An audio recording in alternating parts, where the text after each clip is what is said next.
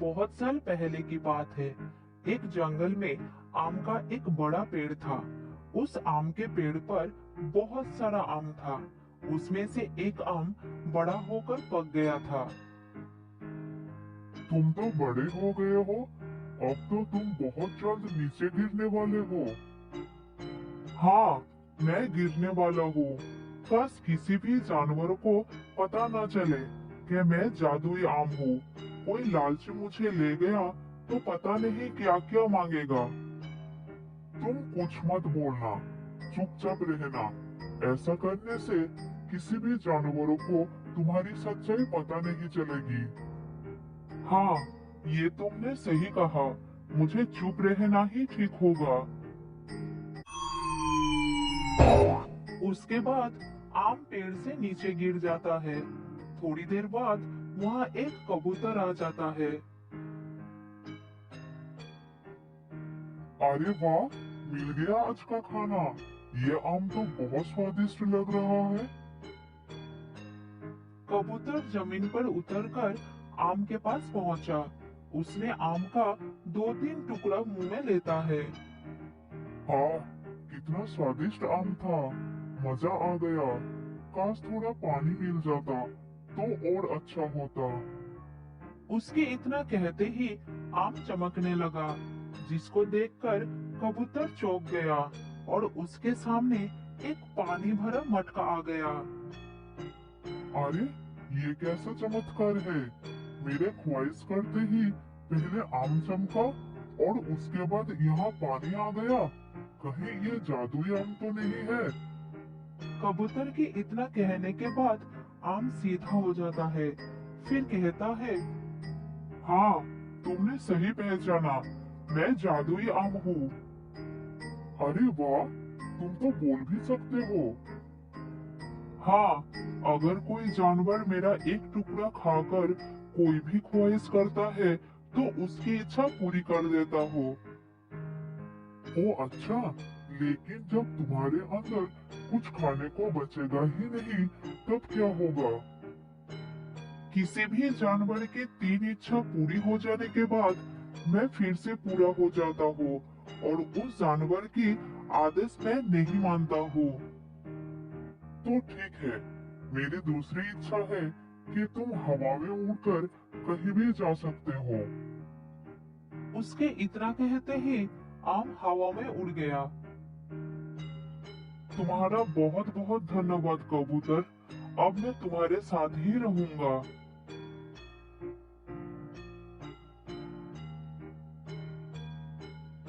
फिर आम उड़कर कबूतर के साथ जाने लगा और उस दिन से वो एक साथ रहने लगे।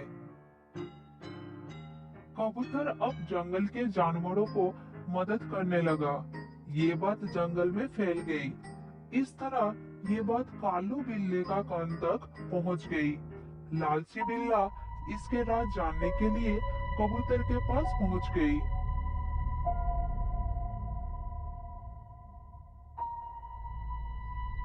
अरे बाप रे, मेरी कोई मदद करो।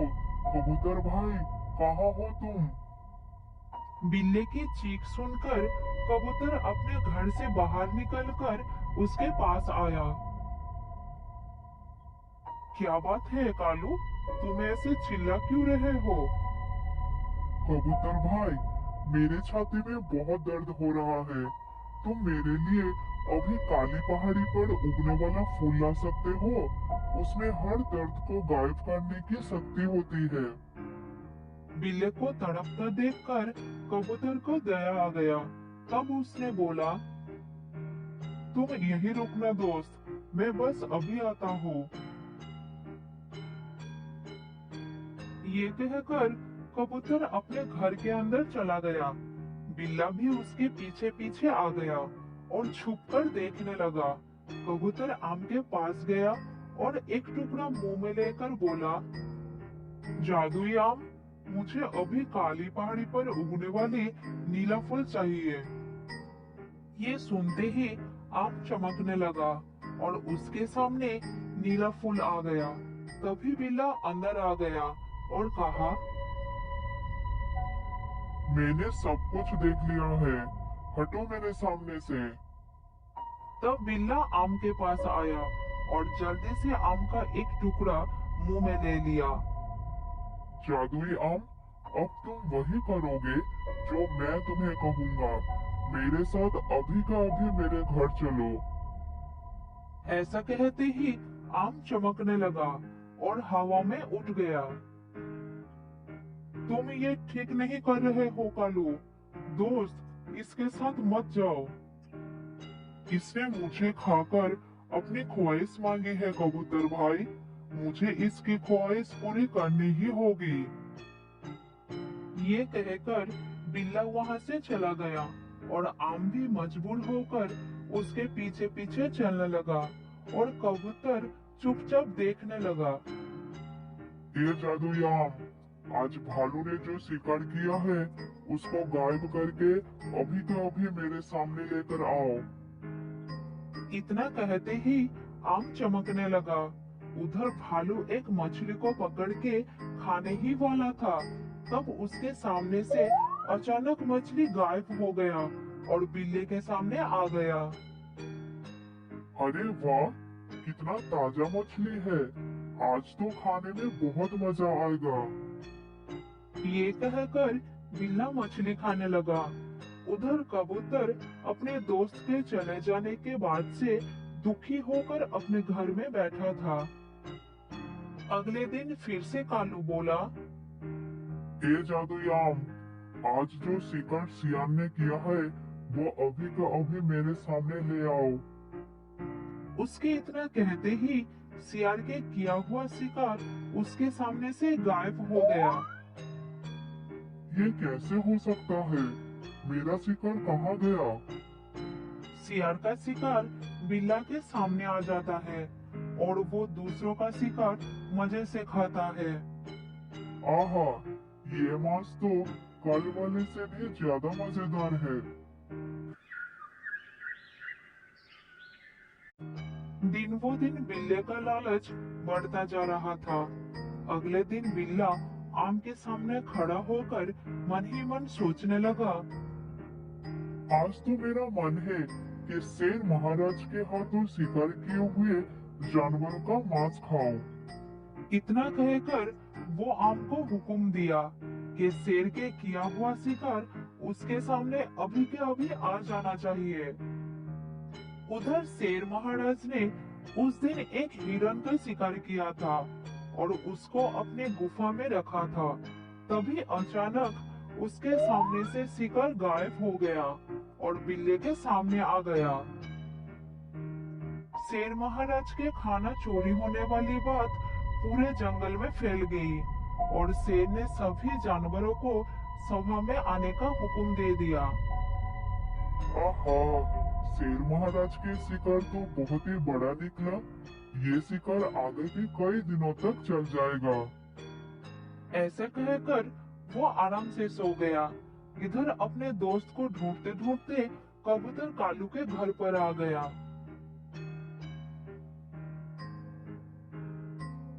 अरे कबूतर, तुम इस समय यहाँ पर क्या कर रहे हो? मैं मेरे दोस्त आम से मिलने आया था। ये अब मेरा है, तुम्हें इसकी चिंता करने की कोई जरूरत नहीं है। चले जाओ यहाँ से। ये जादुई आम, आज मेरे लिए तुम ताजी ताजी मछलियों का इंतजाम कर दो। कालू बिल्ला, तुम्हारी 3 इच्छा पूरी हो चुकी है। अब तुम्हारा हुक्म मुझ पर नहीं चलने वाला। तुम झूठ बोल रहे हो। कबूतर की तो तुम अनगिनत इच्छा पूरी की है, लेकिन मेरे लिए बस 3 क्यों? वो एक अच्छा कबूतर है। वो हमेशा लोगों की भलाई के लिए मेरा मदद लेता था, इसीलिए मैं उसकी हर इच्छा पूरी करता था। लेकिन तुम एक लालची जानवर हो। तुमने मुझसे चोरी करवाई है। आज मैं तुमको इसकी सजा भी दिलवा कर रहूंगा।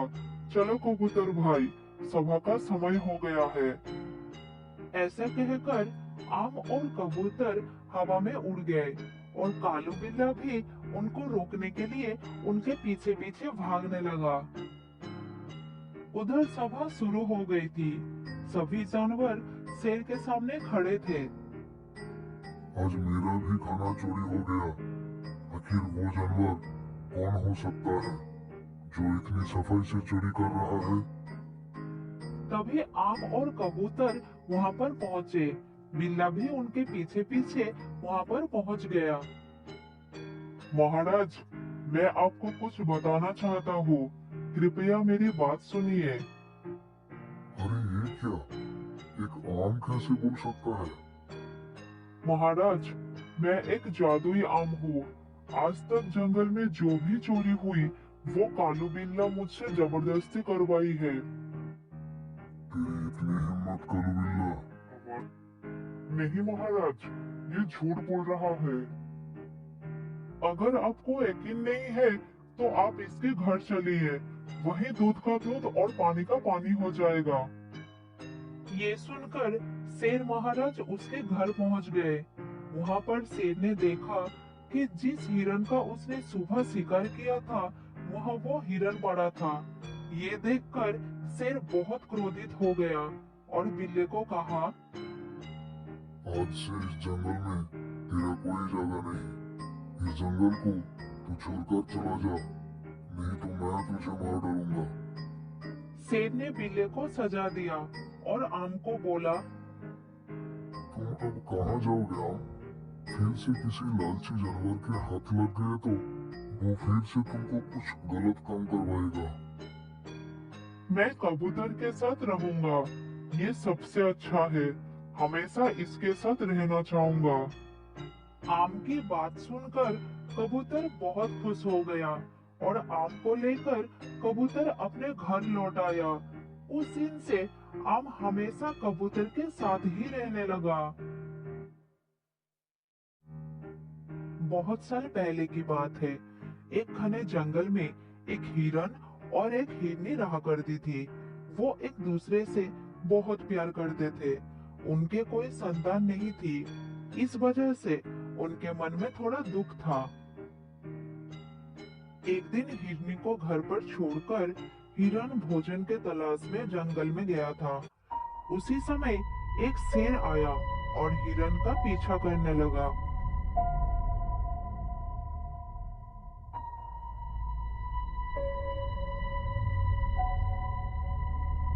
जब हिरन ने पीछे मुड़कर शेर को देखा तब वो बहुत डर गया और भागने लगा।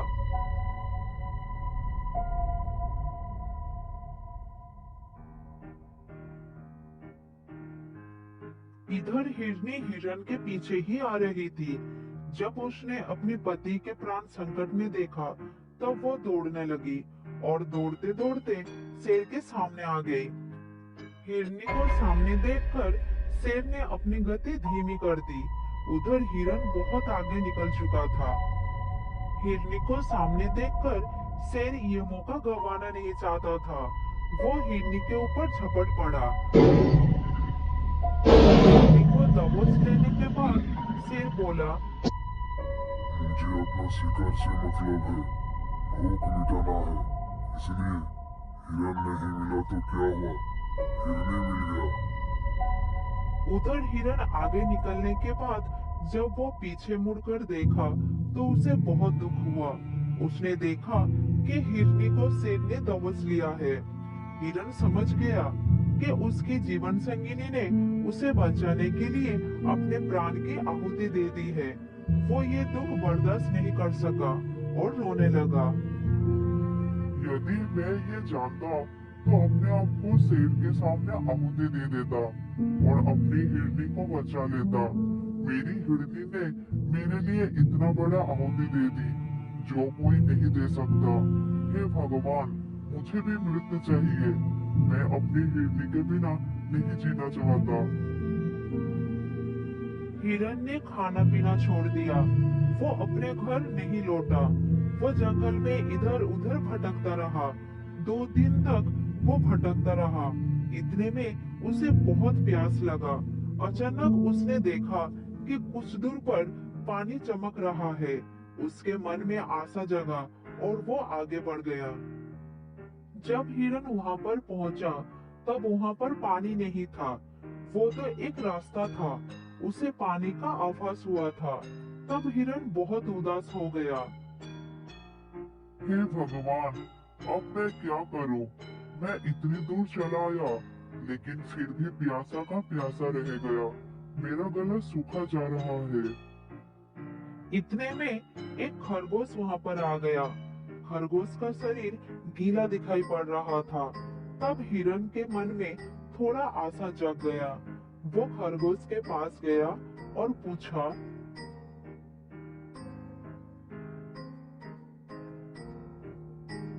खरगोश भाई, मुझे बहुत प्यास लगी है। मैंने जलाशय की बहुत तलाश की, लेकिन मुझे पानी कहीं पर भी नहीं मिला। मुझे लगता है कि आसपास पानी है ही नहीं। क्या तुम मुझे बता सकते हो कि आसपास पानी कहाँ मिलेगा? सामने वो पहाड़ी देख रहे हो, उसके पार एक बड़ी नदी बहती है। वहां चले जाओ और अपनी प्यास बुझा लो, मगर उधर बहुत सावधानी से रहना, खतरे भी है। धन्यवाद भाई, तुम्हें बहुत बहुत धन्यवाद। मैं तुरंत जा रहा हूँ। हिरन तेजी से पहाड़ी पार करते हुए नदी किनारे पहुंच गया। उसने चारों तरफ अच्छी तरह से देखा और नदी से पानी पीने लगा। पानी पीते पीते भी वो बड़ी सावधानी से देख रहा था। अचानक उसी नदी में एक मगरमच्छ आते हुए देखा। तब वो सावधान हो गया। हिरन ने पानी पी चुका था और वो तेजी से पीछे चला गया। उसने जब पीछे मुड़कर देखा, तब वही शेर कुछ झाड़ियों के पीछे घात लगाते हुए बैठा था। हिरन के मन में डर आ गया, लेकिन वो मन में हिम्मत जुटाई और सतर्क हो गया और अपने बचाव के लिए योजना बनाने लगा। उसे शेर पर बहुत गुस्सा आ रहा था।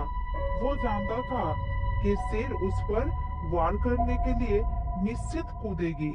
ये सब सोचकर हिरन बोला, हे शेर राजा, मुझे मत मारो, छोड़ दो मुझे। यदि तुम मेरा शिकार करने के लिए मुझ पर हमला करोगे, तो मेरे बचने का कोई रास्ता नहीं है। मेरे पीछे नदी में बड़े बड़े मगरमच्छ है, इसलिए मुझे जाने दो, मत मारो मुझे। तुम मेरा शिकार हो और तुम्हें किसी भी कीमत पर मैं नहीं छोड़ूंगा। तुम मरने के लिए तैयार हो जाओ।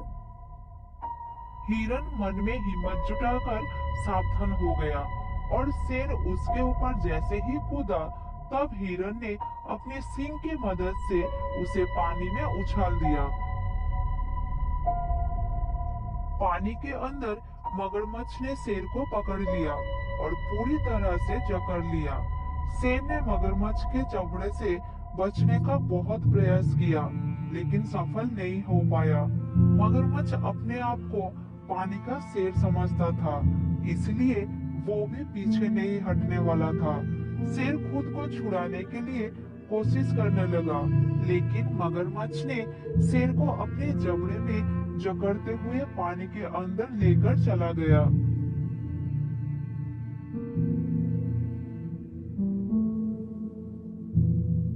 इधर नदी के किनारे खड़ा होकर हिरन ने देखा कि उसके हिरनी की हत्यारे खुद मगरमच्छ का शिकार बन गया।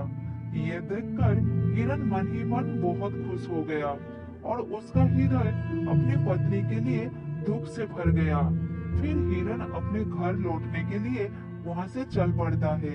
थोड़ी दूर जाने के बाद रास्ते में उसे वही खरगोश मिल गया। हिरन को उदास देखकर खरगोश बोला, हिरन भाई, तुमने तो अपनी प्यास बुझा ली होगी, फिर भी तुम उदास क्यों दिख रहे हो? क्या हुआ है हिरन भाई, बताओ ना मुझे। क्या बताओ खरगोश भाई, मेरी जीवन संगिनी का साथ छूट गया है। वो हमेशा के लिए मुझे छोड़कर चली गई, जहाँ से वो कभी भी वापस नहीं आ सकती। वो बहुत अच्छी और प्यारी थी। इतनी अच्छी और प्यारी थी तो क्यों चली गई और कहाँ चली गई? वो भगवान के पास चली गई। उसे एक शेर ने मार दिया। सबसे ज्यादा दुख तो इस बात का है कि उसकी जान मेरी वजह से गई। उसने मुझे बचाने के लिए अपनी जान का आहुति दे दी। शेर मेरा शिकार करने के लिए मेरे पीछे दौड़ रहा था, तभी हिरनी उसके सामने आ गई और शेर ने मुझे छोड़कर हिरनी को अपना शिकार बना लिया। ये बहुत दुखदायक घटना है। तुम्हारे साथ बहुत अन्याय हुआ है। ठीक है, तुम सावधानी से रहना। इतने में पहाड़ के पास से एक आवाज आई। मेरे प्यारे हिरन, मैं तुम्हारे पास आ रही हूँ। मैं तुम्हें देख पा रही हूँ। अरे, ये तो मेरे हिरनी की आवाज है। कहाँ हो तुम हिरनी, कहाँ हो? तब हिरन ने देखा उसकी हिरनी झाड़ियों के पीछे से निकलकर उसकी ओर आ रही है। मेरी प्यारी हिरनी, तुम जिंदा हो। तुम्हें देखकर मुझे कितनी खुशी हो रही है, इसका तुम अंदाजा भी लगा नहीं सकती। उस शेर ने तुम्हें जीवित कैसे छोड़ दिया? तुम्हारा प्यार के लिए ही आज मैं जीवित हूँ, तुम्हारे सामने खड़ी हो। अब पूछोगे नहीं कैसे ये सब हुआ? हाँ हाँ, बताओ, तुम जीवित कैसे वापस आए?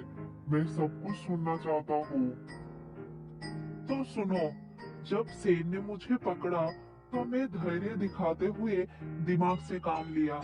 मैं चुपचाप लेटी रही।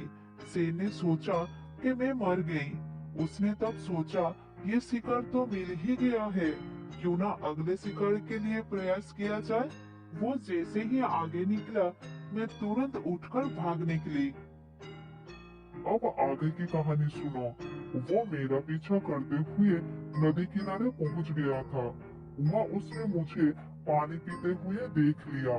मैंने भी धैर्य और दिमाग से काम लिया। वो मेरा शिकार करने के लिए उछला और मैंने उसे अपनी सींग से मारकर नदी में गिरा दिया। फिर वो दुष्ट शेर मगरमच्छ का शिकार बन गया। एक दूसरे की बातें सुनकर दोनों ही खुश हो गए। इस तरह से धैर्य और दिमाग से काम लेने के कारण दोनों की जान बच गई। फिर दोनों मिलकर अपने घर लौटने लगे।